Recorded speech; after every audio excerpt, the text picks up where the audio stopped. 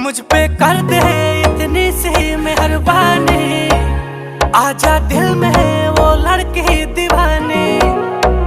मैं हूँ राजा तू बन जा मेरी रानी, आजा दिल में वो लड़की दीवानी।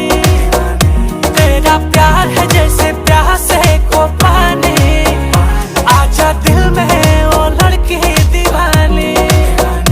मैं हूँ राजा तू बन जा मेरी रानी, आजा दिल में वो लड़की दीवानी।